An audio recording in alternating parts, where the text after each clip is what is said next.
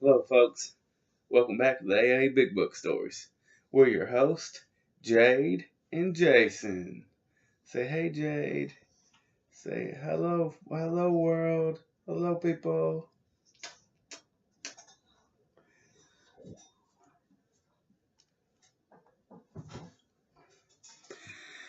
Today's video is sponsored by James 414 Vape Sales.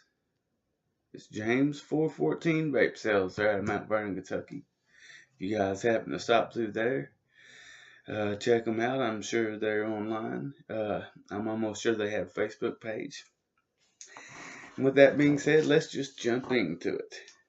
Today, we're on number 11 of part 2 of the stories in the back of the big book, Alcoholics Anonymous. Flooded with Feeling.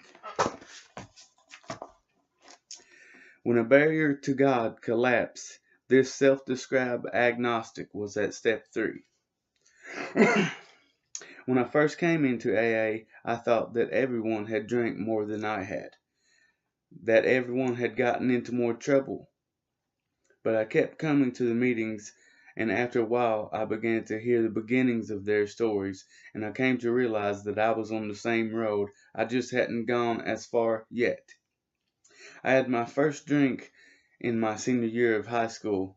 That first night I slipped out of the window so my parents wouldn't hear me leave. There were 4 of us, and we only brought 4 bottles of homebrew. I never made that mistake again. The next week a bunch of us were camping, and we brought cases of beer. We finished it all. The others drank a lot too, but I was the one who woke up in the middle of the night and started wandering around the countryside by the light of the moon. I was the one who walked for miles searching for something. I know now what I was looking for. Unlike the rest of them, I wanted another drink. I had a great time that summer between high school and college. It revolved around drinking. Drinking and football, drinking and hunting, drinking and playing pool, drinking and driving. Nothing really bad happened, but it could have. I nearly got arrested. A friend just missed being shot. The car I was riding in stopped just before it crashed. I don't think most moderate social drinkers remembered so clearly the night they had their first drink. I'm sure that very few of them make that date an annual celebration by getting as drunk as possible. It was in my second year of drinking that I started saying to myself, if you can still feel your face, you're not drunk enough. In my third year,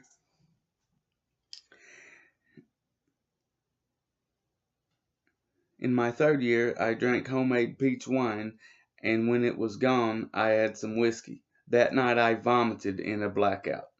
Soon I found that I didn't get as sick on vodka. Drinking vodka was something like out of science fiction.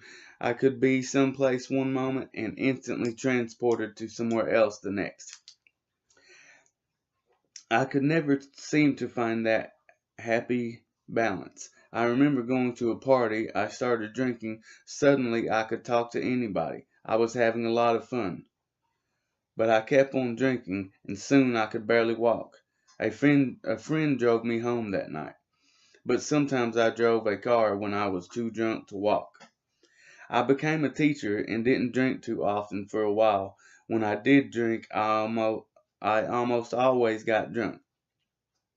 The teachers would get together for a couple of times a year for a purple party. I usually didn't drink anything. One time I did, and I made a fool out of myself.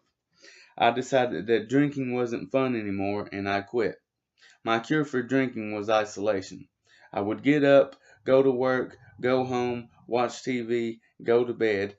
It got to the point where I couldn't remember anything good that had ever happened. I couldn't imagine anything good ever happening in the future. Life had shrunk down to an endless, awful now. The depression became so bad that only medical treatment kept me from killing myself. After 7 months, the doctors took me off medication. I wasn't suicidal, but I wasn't very happy either. A new teacher came to my school, and I invited myself over to her place for a drink. I remember telling her as I lifted the glass that this might not be such a good idea, but I believe it was worth the risk, and as casually as that, I began drinking again. At the winter break, she went to visit her boyfriend, and I was alone again. 2 days before Christmas, I went to a party and wasn't going to drink because I had driven there, and I knew that drinking and driving was a bad idea for me. I wasn't feeling particularly good or bad, just a little uncomfortable because I didn't know most of the people there. I was sitting on the couch one minute and ended up drinking a glass of wine the next. There was no conscious premeditation at all. This was the point when many people say, and I went on drinking for 10 years. Instead, an odd thing happened. A few days later, a teacher came up to me at work and said that she was an alcoholic and that she was going to AA. She had never saw me drink, so I don't know what made her do that. The next day, I asked her how often she went to these meetings. Once a week? I asked. No, she said that she had been going nearly every day for almost 6 months. That seemed a little extreme, but I thought that maybe if I went to a meeting with her, it might help her out. Besides, I was lonely. Halfway through the meeting, I had the strangest idea. People were introducing themselves as alcoholics, and I had the urge to do the same. This was peculiar to me because I wasn't, of course. Later, my friend asked me what I thought of the meeting, and I said I didn't really know. It was only much later that I realized for the first time in years I felt that I belonged. The next day we went to another meeting, and this time I did say I was an alcoholic. I went to the third meeting by myself. I was nervous. I felt as if I were about to jump out of my skin.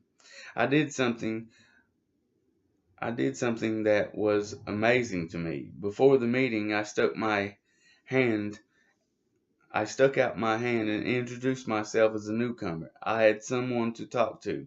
I calmed down. From time to time, I would tell the truth. I said in the meeting that I was afraid to get a sponsor because I was afraid he might ask me to do something. I left the meeting with a phone number. I called it, and sure enough, my new sponsor started leading me through the steps using the big book. I called him every day. I told him that I just didn't want to be an alcoholic. He said it didn't matter what I wanted. The question I had to answer for myself was whether I was or I wasn't. He even suggested I could try a little controlled drinking if I wasn't sure. I knew that I had never been able to do that. I didn't have to do any more research. All I really had to do was review my drinking I had already done. I remember telling my friend years ago that I didn't have a drinking problem, I had a stopping problem. We laughed. It was true, but there was something else going on, something that never occurred to me until I came into AA. I didn't just have a stopping problem, I had a starting problem too. No matter how often I stopped or for how long, I always started drinking again. After not drinking for 3 months, I was on the phone with a friend who had taken me through to the first meeting. I was complaining to her about my problems at work and how my sponsor didn't understand me. Later in the conversation, I mentioned that even when I described myself as agnostic, I thought maybe something was watching out for me. She asked, "Isn't it about time you made a decision?" I knew where to look in the big book, and I had been careful to avoid it until then. I turned to the third step prayer and quietly read it to her over the phone. Nothing happened. I didn't expect anything to happen. Then, for some reason, I turned back to the words, "No one among us has been able to maintain anything like perfect adherence to these principles." They echoed in my mind. Something happened. A barrier collapsed. Without moving or speaking, I was carried away on a flood of emotion. Yet, at the same time, I was completely aware of myself and my surroundings. I could hear my friend's voice asking what had happened to me, and I couldn't answer. I still can't explain it. I know that I took the third step, turning my will, my life over to a higher power. That night, because I began writing a 4-step inventory the next day, and I continued to write until I did the 5th step with my sponsor. Soon I had a list of people I had harmed. I talked about each of the amends with my sponsor, and by the time I had started setting things right with my family, I began to feel a lot better. More than 11 years later, it's hard to recapture the feeling of that night.